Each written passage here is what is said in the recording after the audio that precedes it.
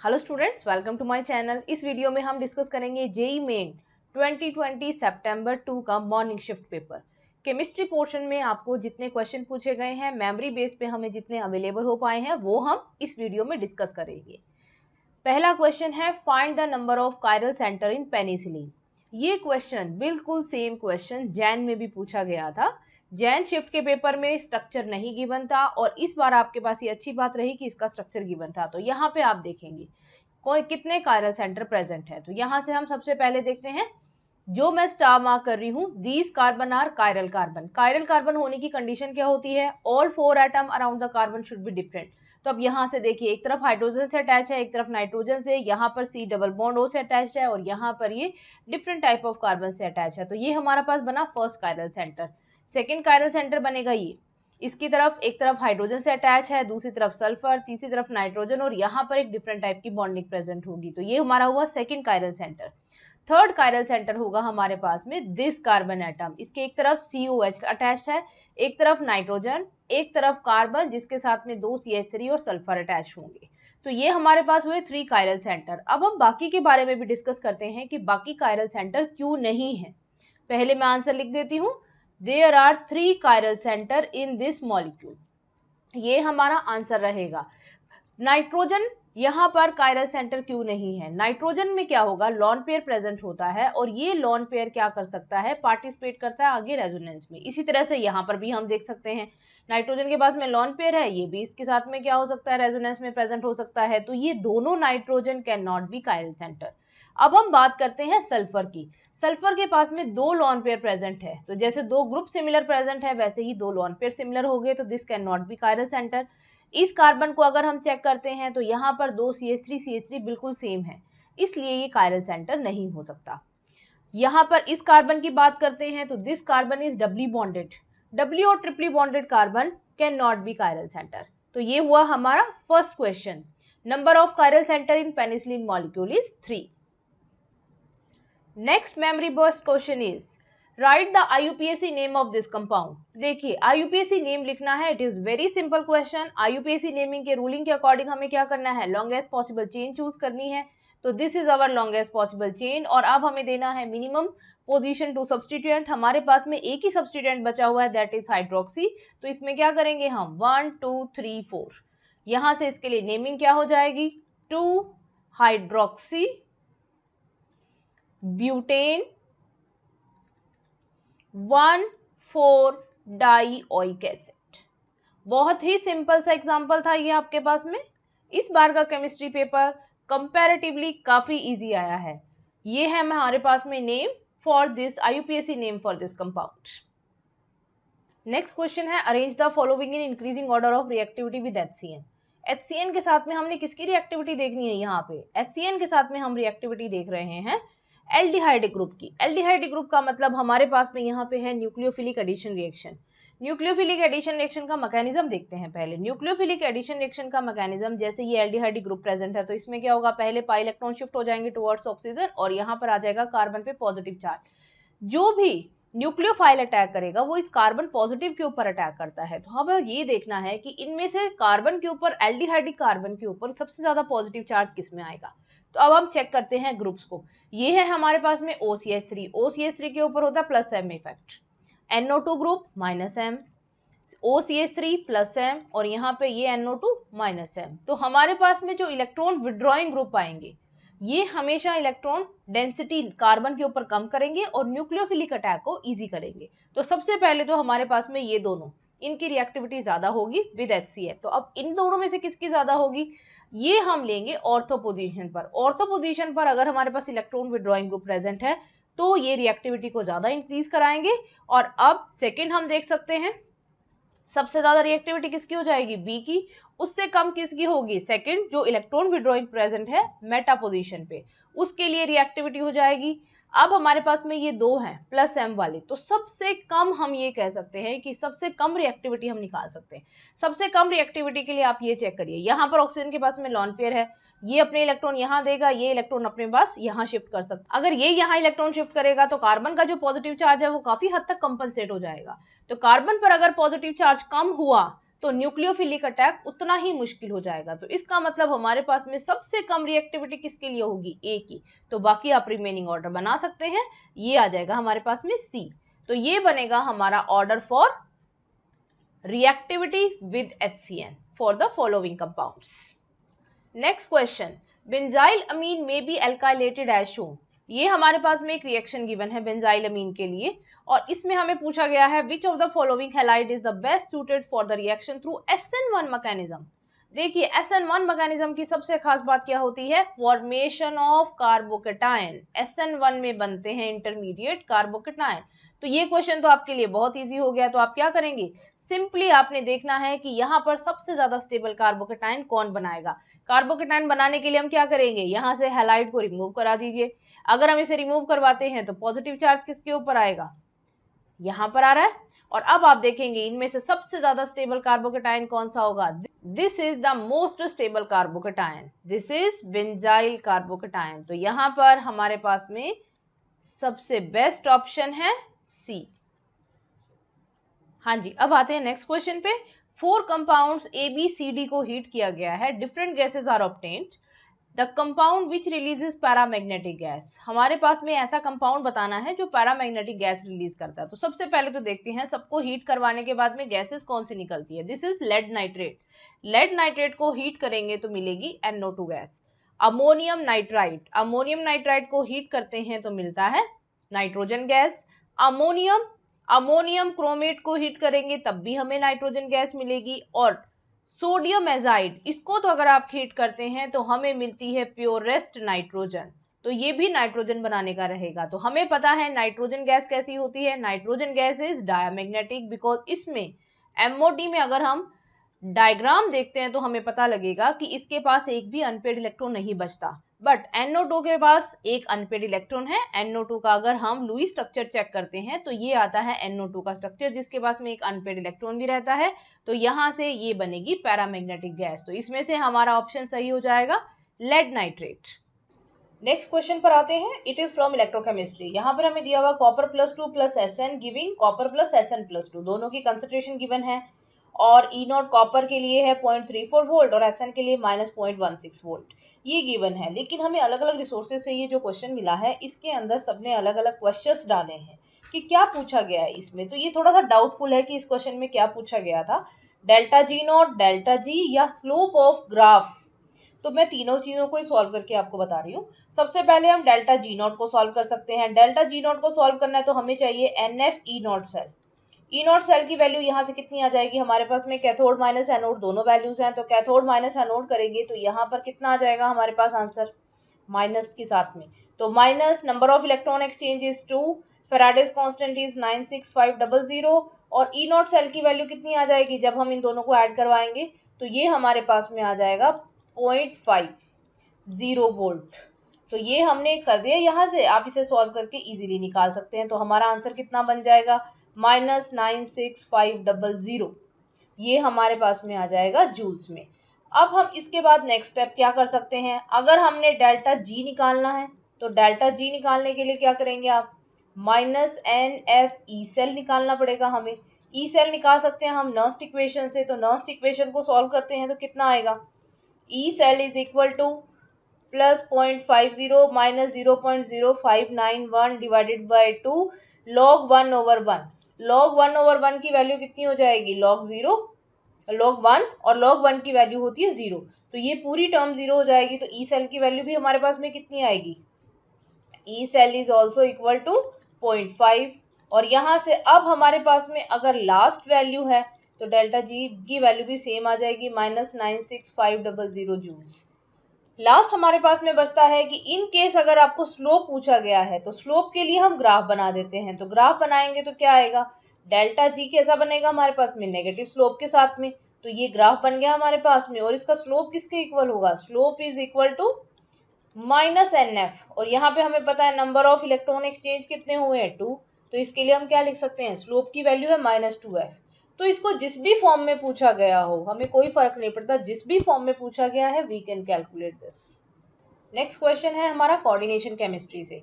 Coordination compound में आपको Werner theory दी गई है, उससे ये क्वेश्चन दिया गया है, when 1 mole of COCl3.6H2O is treated with excess of AgNO3, 3 moles of AgCl are obtained. 3 moles AgCl कब ऑब्टेन होंगे? जब हमारे पास में तीनों के तीनों Cl कहाँ प्रेजेंट होंगे? प्राइमरी वैलेंसी में प्रेजेंट होंगे। वर्नर थ्योरी में दिया गया है जो ब्रैकेट से बाहर का पार्ट होता है इसे हम बोलते हैं प्राइमरी वैलेंसी, और जो ब्रैकेट के अंदर लिगेंड प्रेजेंट होते हैं इनको हम बोलते हैं सेकेंडरी वैलेंसी। तो अब आप ये देखिए कि प्राइमरी वैलेंसी में बाहर की तरफ कोऑर्डिनेशन एंटाइटी से बाहर कितने क्लोरीन प्रेजेंट है? जितने कोऑर्डिनेशन एंटाइटी के बाहर प्रेजेंट होंगे सिर्फ उन्हीं का आयनाइजेशन हो सकता है। जैसे कि फर्स्ट पार्ट में हम क्या लिखेंगे, आयनाइजेशन होने के बाद में हमें मिलेगा CrH2O whole 5Cl plus 2 plus 2Cl-1। तो यहाँ पर कितने क्लोराइड फ्री हैं? सिर्फ 2 क्लोराइड फ्री हैं, तो ये हमें सिर्फ 2 मोल्स दे सकते हैं। सो ये ऑप्शन नहीं हो सकता। सेकंड में आप देखिए हमारे पास में सेकंड में अगर हम स्ट्रक्चर बनाते हैं तो कितने आएंगे? इसका आयनाइजेशन होने के बाद में हमें टोटल 4 आयंस मिलेंगे, और ये 4 आयंस क्या है हमारे पास में? एक तो कोऑर्डिनेशन एंटाइटी रहेगी एज आयन और बाकी रहेंगे 3 क्लोराइड आयन। तो इसका हम कह सकते हैं कि जब 3 क्लोराइड आयन हमारे पास में फ्री हैं तो वो 3 मोल ऑफ AgNO3 के साथ में रिएक्शन करके 3 मोल ऑफ AgCN देंगे। तो ये है हमारा करेक्ट ऑप्शन बी। हम सी और डी को भी चेक कर लेते हैं। अगर हम सी को देखते हैं तो सी में क्या आएगा हमारे पास में? आफ्टर आयनाइजेशन कोऑर्डिनेशन एंटाइटी बनेगी CrH2O whole 4 Cl2 plus 1 plus यहाँ पर सिर्फ एक ही Cl फ्री होगा, तो ये ऑप्शन नहीं हो सकता। और लास्ट ऑप्शन में देखिए हमारे पास में आफ्टर आयनाइजेशन क्या बनेगा? CrH2O whole thrice Cl3। ये कंप्लीट एंटाइटी रहेगी हमारे पास में, न्यूट्रल एंटाइटी, इसके ऊपर कोई भी चार्ज नहीं है and there is no free ions, no free chloride ion. तो किसी तरह से कोई क्लोराइड आयन प्रेजेंट ही नहीं है, तो ये AgNO3 के साथ में रिएक्ट ही नहीं करेगा। तो ये ऑप्शन भी इनकरेक्ट है। तो हमारा यहाँ पर करेक्ट ऑप्शन हो जाएगा option number B. Next question है थर्मोडायनेमिक्स से। 90 gram of water is heated, delta is vaporization की कोई वैल्यू गिवन थी, दैट इज एक्स ले लेते हैं अभी हम। Find delta U at 100 degree centigrade. तो इसके लिए आपको सिंपल ये रिलेशन लगाना है, delta H is equal to delta U plus delta N R T. Delta N क्या होता है यहाँ पे? Number of moles of product minus number of moles of reactant. तो इसके लिए रिएक्शन लिख लेते हैं हम।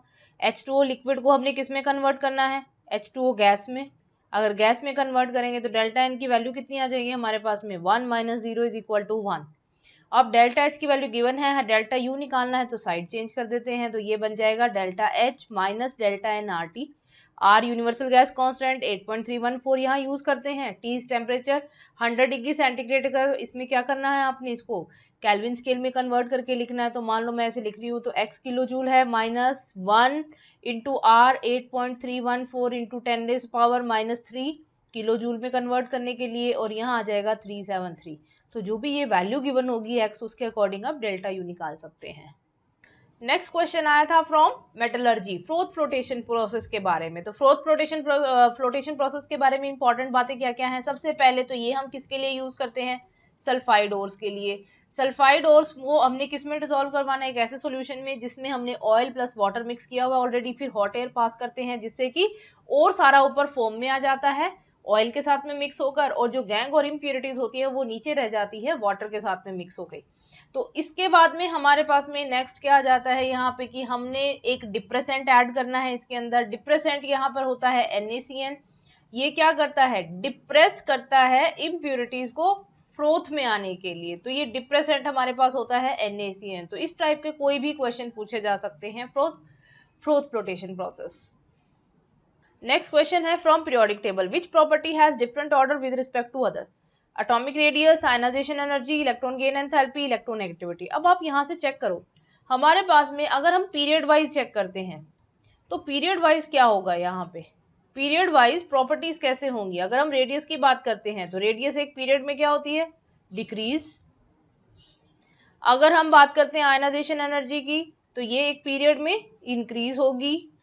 Electron gain enthalpy, tendency to attract electron, ये भी इंक्रीज होगी, साइज छोटा होता जा रहा है, और tendency to attract electron from the nucleus increase होगी। Electronegativity, tendency to attract bonding pair of electron, it also increases. तो देखो अब सभी से आपको यही से पता लग रहा है सबसे डिफरेंट ऑर्डर किसका है?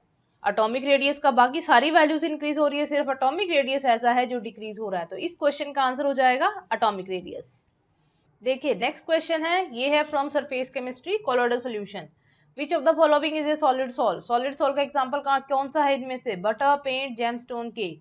बटर किसका एग्जांपल है, butter is example of liquid in solid. दूसरा हमारे पास में है पेंट, इसे क्या बोल सकते हैं, सॉलिड इन लिक्विड। नेक्स्ट है जेमस्टोन, जेमस्टोन हमारे पास में एग्जांपल है सॉलिड इन सॉलिड। तो सॉलिड इन सॉलिड है तो यही हमारा बनेगा करेक्ट ऑप्शन। और केक में क्या होती है हमारे पास में, गैस इन सॉलिड, जिसकी वजह से वो क्या होता है, इतना स्पंजी होता है। तो इसमें हमारा करेक्ट ऑप्शन रहेगा option C, gemstone. Next question है from atomic structure uncertainty principle से। हमें दी गई है uncertainty in position of 0.25 gram of particle is 10⁵ metre. What is uncertainty in its velocity. Delta V हमें कैलकुलेट करना है। तो डेल्टा वी कैलकुलेट करने के लिए फॉर्मूला कौन सा यूज करेंगे, delta X M delta V is equal to h/4 pi. बस डेल्टा वी को छोड़कर बाकी सबको दूसरी डायरेक्शन में शिफ्ट कर दीजिए। तो h/4 pi delta X into M, सारी वैल्यूज डाल देते हैं हम। 6.64 into 10⁻⁻34 divided by 4 multiplied by 3.14 into 10⁵ multiplied by mass दिया हुआ है 0.25 ग्राम, तो इसको हम कन्वर्ट करते हैं 10⁻³ किलोग्राम में कन्वर्ट कर देंगे। तो यहाँ से आई होप आंसर आना चाहिए 10⁻26 वाला, 2.1 इंटू 10⁻26। बाकी आप इसकी कैलकुलेशन करके एक बार देख लेंगे। नेक्स्ट क्वेश्चन है फ्रॉम बॉन्डिंग। बॉन्डिंग में हमें दिया हुआ है AB4 क्या है हमारे पास में, एक पोलर कंपाउंड है, और इसके लिए स्ट्रक्चर बताना है किस तरह का हो सकता है। पहला ऑप्शन है square planar, second rectangular planar, tetrahedral या ट्राइगोनल पिरामिडल। ये अगर हम स्ट्रक्चर ड्रॉ करके देखते हैं, स्क्वायर प्लेनर स्ट्रक्चर कैसा बनेगा, ये है स्क्वायर प्लेनर स्ट्रक्चर। तो स्क्वायर प्लेनर स्ट्रक्चर में आप देखिए कि ये एक नॉन पोलर कंपाउंड की तरह बिहेव करेगा, बिकॉज जितने भी डाइपोल्स बनेंगे वो सारे के सारे डाइपोल क्या करेंगे, एक दूसरे को कैंसिल कर देंगे। मान लीजिए बी इज मोर इलेक्ट्रोनेगेटिव, तो यहाँ से क्या होंगे, सबके सब बॉन्ड डाइपोल ऐसे कैंसिल हो जाएंगे। इसी तरह से रेक्टेंगुलर प्लेनर के लिए बात करेंगे, तो रेक्टेंगुलर प्लेनर है तो वहां पर भी क्या होगा, सारे के सारे बॉन्ड डाइपोल एक दूसरे को कैंसिल आउट कर देंगे, तो ये भी एक नॉन पोलर मॉलिक्यूल होना चाहिए। In tetrahedral all angles are same, तो यहाँ पर भी क्या होता है, रिजल्टेंट अगर हम डाइपोल मोमेंट निकालते हैं तो रिजल्टेंट डाइपोल मोमेंट की वैल्यू 0 आती है। तो ये तीन स्ट्रक्चर हमारे पास इस तरह की हो जाएंगी जिनके लिए म्यू की वैल्यू 0 आएगी। सो ये ऑप्शंस करेक्ट नहीं हो सकते। अब हमारे पास में लास्ट बचा है ट्राइगोनल पिरामिडल। अगर हम ट्राइगोनल पिरामिडल स्ट्रक्चर लेते हैं तो ट्राइगोनल पिरामिडल स्ट्रक्चर में आप AB4 को किस तरह से अरेंज कराएंगे, तो AB4 को अरेंज कराने के लिए हमारे पास में बिकॉज 5 है पोजीशंस, तो इसका मतलब एक लोन पेयर प्रेजेंट होगा। और ये हमने पढ़ा है केमिकल बॉन्डिंग में, लोन पेयर कौन सी पोजीशन ऑक्यूपाई करते हैं, यहाँ पे इक्विटोरियल पोजीशन ऑक्यूपाई करेंगे। तो ये हमारे पास में एक नॉन पोलर स्ट्रक्चर रहेगा because of presence of lone pair. तो हमारा करेक्ट ऑप्शन हो जाएगा last option, trigonal pyramidal structure. Next question, what is wrong about O3। Ozone के बारे में क्या रॉन्ग स्टेटमेंट है। First option, chlorine bond breaks in CFCs। देखो CFCs होते क्या हमारे पास में, क्लोरोफ्लोरोकार्बन, तो ये मैंने मान लीजिए बना दिए हैं CFCs। तो इसमें क्या होता है, क्लोरीन निकल जाता है और हमें मिल जाते हैं इस तरह से फ्री रेडिकल, जैसे ये मिला है हमारे पास में फ्री रेडिकल। तो फर्स्ट ऑप्शन इज करेक्ट, ये करेक्ट स्टेटमेंट है। CFC can destroy ozone layer, किस तरह से डिस्ट्रॉय करते हैं, देखो ये जो फ्री रेडिकल बने हैं अब यहाँ से, ये किसके साथ में रिएक्शन कर लेंगे, O3 के साथ में रिएक्शन करके बना देते हैं O2 + ClO फ्री रेडिकल। तो इसका मतलब ये स्टेटमेंट भी करेक्ट है। It can oxidize NO to NO2, तो ये भी रिएक्शन हो जाती है हमारे पास में, हम रिएक्शन करवाते हैं। O3 is very good oxidizing agent, तो यहाँ से ये रिएक्शन करके आपको दे देगा NO2 + O2, ये ऑप्शन भी करेक्ट है। और लास्ट ऑप्शन में दिया हुआ है इट फॉर्म्स क्लोरीन डाइऑक्साइड, नहीं, ये किस तरह के ऑक्साइड्स बनाता है, मोनो ऑक्साइड्स बनाता है। ये भी यहाँ पर भी देखो हमारे पास में जो फ्री रेडिकल बना है that is also in monoxide form. ClO2 type कभी भी इससे नहीं बन सकते, इसलिए हमारा करेक्ट ऑप्शन रहेगा ये, because this is wrong about ozone. देखिए ये है हमारे पास में ऑर्गेनिक रिएक्शन मैकेनिज्म का क्वेश्चन। अब इसमें आपने HN की प्रेजेंस लेनी है और सेकंड स्टेप में हीट करवाना है। तो देखिए क्या प्रोडक्ट मिल सकता है आपको इससे, हमें ऑप्शन दिए हुए हैं। सबसे पहले स्टेप में क्या होगा, जब HN का एडिशन होता है तो हमें क्या मिलता है, कार्बोनियम आयन। ये मिल गया कार्बोनियम आयन। अब हम क्या करते हैं, यहां से ये देखेंगे ये वाला जो बॉन्ड है वो इन दोनों कार्बन के बीच में शिफ्ट हो जाएगा। तो मैंने ये रफली 1 2 3 मार्क कर दिया है। तो 2 3 नंबर का जो बॉन्ड है वो कहाँ शिफ्ट हो जाएगा, 1 3 के बीच में शिफ्ट हो जाएगा। और इससे हमें जो रिजल्टेंट स्ट्रक्चर मिलेगी वो किस तरह की हो जाएगी। मान लो मैं बिल्कुल सेम ऐसा ही स्ट्रक्चर बना रही हूं। तो यहाँ पे ये हमारे पास में एक बॉन्ड है, यहां पर आ जाएगा पॉजिटिव चार्ज। ये वाला जो बॉन्ड है ये शिफ्ट हो गया है नीचे की तरफ। तो ये आप इस तरह से दिखा दीजिए, ये बनेगा हमारे पास में स्ट्रक्चर, एक कार्बन ये है, एक ये। तो इस तरह से ये 6 मेंबर रिंग बन जाएगी। तो 6 मेंबर रिंग को मैं थोड़ा सा क्लियर करके बना देती हूँ। This is our 6 member ring, जिसमें हमारे पास में 2 CH3 जुड़े हुए हैं और एक कार्बन के जिसके ऊपर CH3 जुड़ा है उस पर पॉजिटिव चार्ज है। अब हीटिंग से क्या होगा, यहां से एक और एटम निकल जाएगा, हाइड्रोजन निकल जाएगी और उससे हमें क्या मिल जाएगा, डबल बॉन्ड। तो यहां से ये हमारी बन जाएगी फाइनल स्ट्रक्चर। तो इसके लिए ऑप्शन कौन सा करेक्ट हो जाएगा, डी ऑप्शन। ये थे जितने भी क्वेश्चन अवेलेबल थे, ऑल आर मेमोरी बेस्ड। तो हो सकता है कि थोड़ा बहुत ऑप्शंस में या इनके लिए जो लैंग्वेज है ये थोड़ी डिफरेंट हो, बट इस पेपर के लिए आप ये देखेंगे एक स्पेशल बात की सॉलिड स्टेट, केमिकल काइनेटिक्स, या हम कह सकते हैं कि सॉल्यूशन पार्ट है जिसमें मोलैरिटी नॉर्मेलिटी, इस पार्ट में से कुछ भी नहीं आया। तो जो नेक्स्ट शिफ्ट के पेपर होंगे उनके अंदर उनमें से क्वेश्चन आने की पॉसिबिलिटी काफ़ी बढ़ जाएगी। तो इसलिए नेक्स्ट शिफ्ट के स्टूडेंट्स हैं उनके लिए सजेशन है कि आप बाकी जो रिमेनिंग चैप्टर्स हैं उनको अच्छे से रिव्यू करें। ये हमारे पास में हो गया मॉर्निंग शिफ्ट का। नेक्स्ट वीडियो में हम डिस्कस करेंगे आफ्टरनून शिफ्ट के पेपर को। सी यू इन नेक्स्ट वीडियो।